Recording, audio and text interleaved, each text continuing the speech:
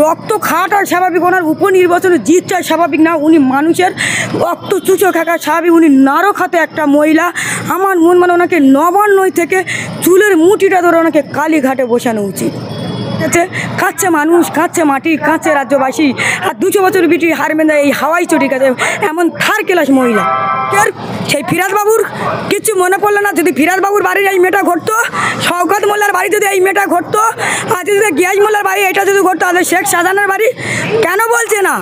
আজকে কেন মুখে মাস্ক পরে হয়েছে ওরা? বিজয়টা হলে কী জানেন? ভোট বিজয় না, মানুষের রক্ত খাওয়া বিজয়। মমতা বন্দ্যোপাধ্যায় যেগুলো করছে ওনার পরিকল্পিত। মারছে মুসলিম, মরছে মুসলিম, জেলে যাচ্ছে মুসলিম। সোমবার থেকে আপনি শনিবার পর্যন্ত কোনো কোর্টে যাবে, সে হাইকোর্ট হোক, ডিআইনি কোর্ট হোক, বিভিন্ন কোর্ট থানা, 1 টাকার অন্তত 80% মাইনরিটি। উনি কিন্তু বলে আমি মাইনরিটি দরদি, আদৌ মাইনরিটি দরদি নয়। যদি মাইনরিটি দরদি 9 বছরের বাচ্চা, তার কি দোষ ছিল? তার কি অন্যায় ছিল? আমি মমতা বন্দ্যোপাধ্যায়কে বলে, যদি আজকের আপনার ঘরের পরিবারটা যদি হতো, যদি কোনো জনগণ করতো, আপনি তো সেরে কথা বললেন না, আমরা তো কিছু বলি না। আপনি তো আমাদের ভাইপোর মেয়ের জন্য তো আমাদের তো জেল খাটালেন। ওটা আপনার ভাইপোর সন্তান বলে, আপনার নিজের সন্তান নাতি বলে, ওই জন্য আপনাকে দর লাগলে। আর কোনো মায়ের কোল খালি হচ্ছে, আপনি সেটা দিতে পারবেন? আপনি দিতে পারবেন? কোনো মায়ের, কোনো বাপের তার ছেলেমেয়ের তারা মাঠে ঘাটে তারা তুমি দিতে পারবেন? আর নিজের যদি পরিবারের কিছু হয়, তখন মমতা বন্দ্যোপাধ্যায়ের পুলিশ প্রশাসন তাদেরকে আটক করে, তাদেরকে অ্যারেস্ট করেন, তাদেরকে বিভিন্ন মিথ্যে কেস দিয়ে ফাঁসায়। আমি সেই বলতে চাই, মমতা বন্দ্যোপাধ্যায় ও ফুটিয়ে কোনো লাভ না, ও প্রমাণ নোপাট করছে। আর ও নিজেদের মা বাবার ও কী পূরণ করবে? যার গেছে তো তার গেছে, কিন্তু ও তো প্রমাণগুলো নোপাট করবে। ওই জন্য মমতা বন্দ্যোপাধ্যায় সময়টুকু নিয়েছে। আজকে হয়তো দেখলেন প্রমাণগুলো নোপাট করছেন।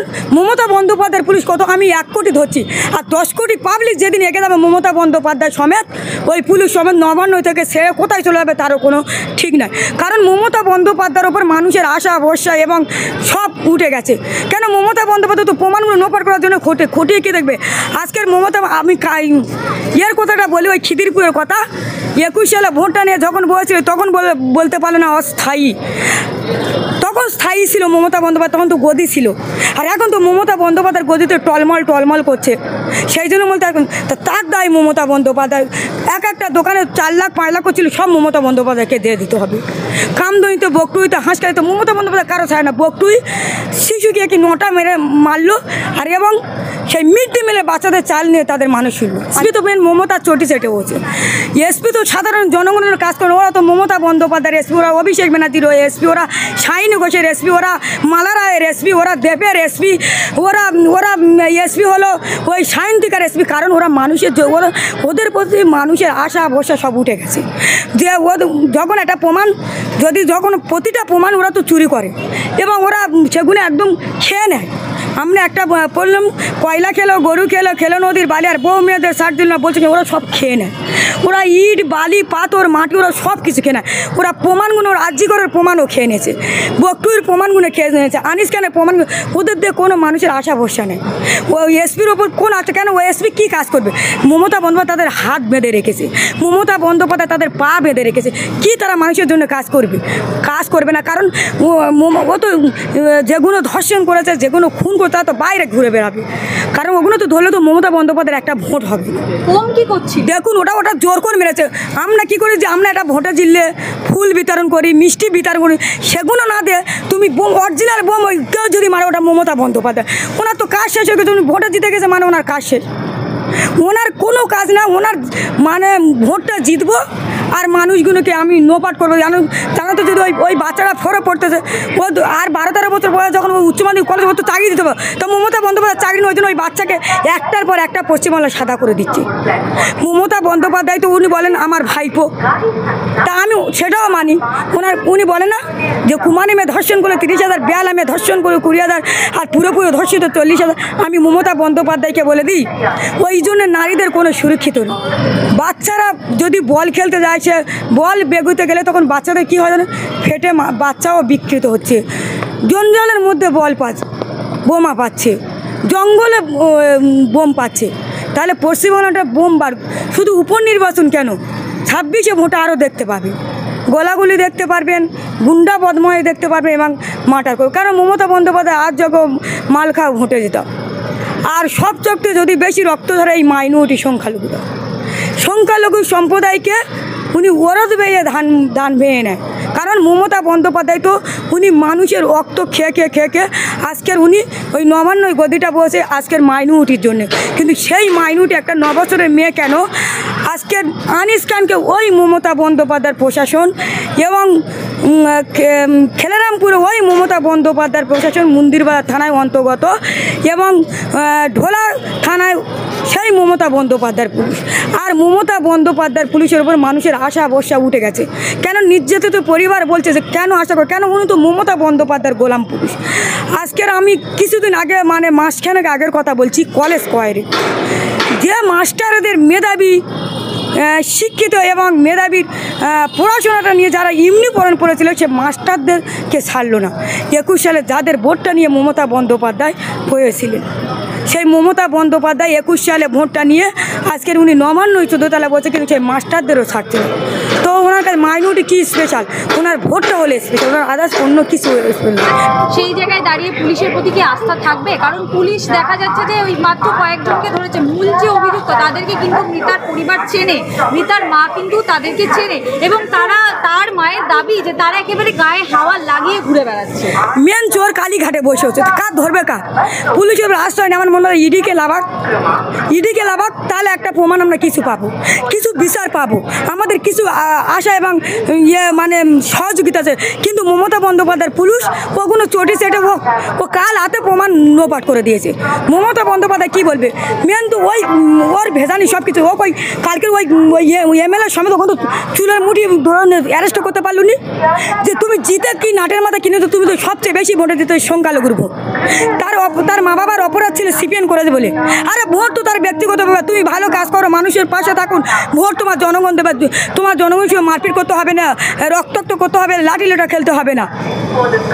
বলছি যে সংখ্যালঘুরা জেতালো, যে সংখ্যালঘুদের ভোট বাক্সের উপর নির্ভর করেই তিনি ভোটে জেতেন, সেই সংখ্যালঘু পরিবারেরই একজন আহত হয়ে গেল। উনি বলেন আমি সংখ্যালঘু দুধের গায়ে, একদম বদমাইশ মহিলা, একদম থার্ড ক্লাস মহিলা।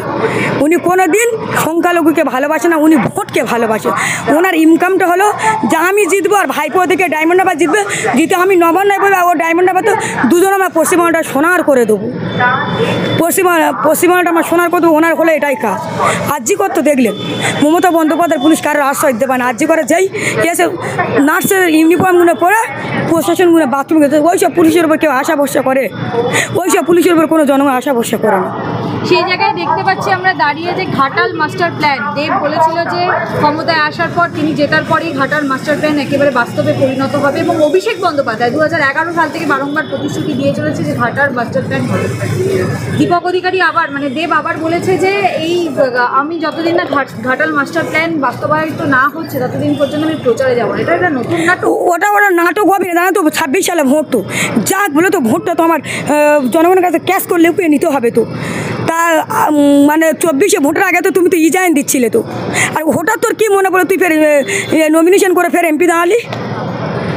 আইয়ে করতে বলেন মাস্টার প্ল্যান, তারপরে করবে। এখন ডায়মন্ডাবাদ থেকে আজকের যে রাস্তাগুলো আপনি দেখুন, মোত্রাপুর প্রতাপ এমন রাস্তাগুলো কোনো একটা ভালো না। তো মাস্টার প্ল্যান কী করবো? তো ওদের নেটাগার পেট ইন্ডিয়ার গেট, ও নিজে কয়লা ছিল যুক্ত, ও নিজে চাকরি ছিল যুক্ত, ও নিজে বালি ছিল যুক্ত, ও নিজে সিন্ডিকেটে যুক্ত। দেব আর কী বলবে?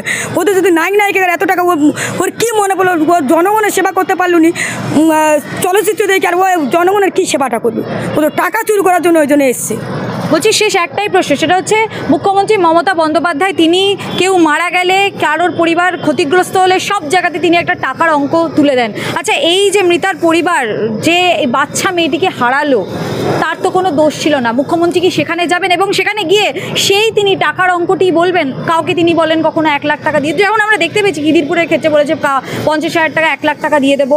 এইখানে দাঁড়িয়েও কি তিনি এই কথাটি বলবেন যে ক্ষতিপূরণ আমি দিয়ে দেবো বা তার জন্য আমি 10 লাখ টাকা করে ঘোষণা করে দেবো? মুখ্যমন্ত্রী যেমন করেন পূর্ববর্তীকালীন আমরা যে নির্দেশগুলো দেখেছি, এখানেও কি তিনি তাই করবেন? শুধু কি টাকা দিয়ে দেওয়ার, একটা টুইট করে দেওয়া আর এই এসপি গিয়ে 4টে কথা বলে দেবে, এটাই কি সমাধান? ও তো হবে না। ওর নিজেই তো রাজ্যিকরের ডাক্তার দিদি ওরাই বলেছিল, তার মা বাবা একদম ওর মুখে ঝামা কষে দিছিল। তো 2 লাখ টাকা দিলে কি কোনো মেয়ের জীবনটা ফিরে আসবে? না কোনো মা বাপের জীবনটা পাষাণ থেকে পাথর হয়ে যাবে? আমি যদি অভিষেক ব্যানার্জির যদি বাড়ির একটা কোনো পরিবার হতো, আমি 2 লাখ টাকা বললে কি আমার সাজতো?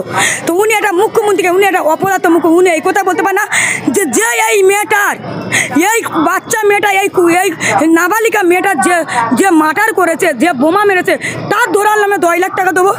এইটা করে মমতা বন্দ্যোপাধ্যায় একটা ঘোষণা করতে পারছে না? ওটা তো ওর অভিনয়, ও তো জানে না নিশ্চয়ই তো বাবা মা টাকা নেবে না, আমি তো যাক বলে দেবো। মেন যদি কেউ নোংরা বসে নবান্ন 14 তলা, ওই নবান্ন 14 তলাতে যত রকমের নাটক শুরু করছে। 2 লাখ টাকা দিলে কারোর জীবন আসে না, কারোর জীবন পাওয়া যায়? আজকে ওনার বাড়ির পরিবারটা হলে উনি কী করতো? ওই 2 লাখ টাকা দিয়ে মুখ বন্ধ করে দিত।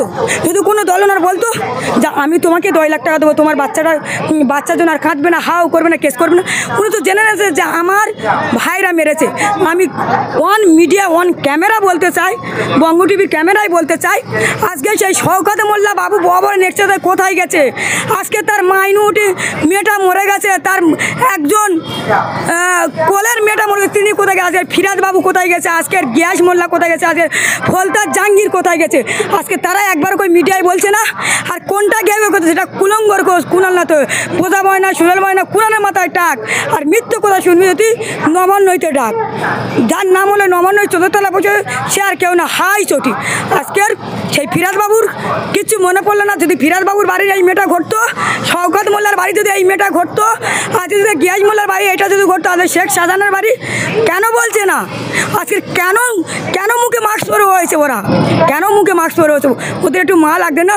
সংখ্যালঘু কেন, আমার যে কোনো ধর্মীর মা হলে আমি তাদের হয়ে প্রতিবাদ করব, প্রতিরোধ করব, প্রয়োজনে প্রতিশোধও নেবো, এই মিডিয়ায় বলে দিলাম।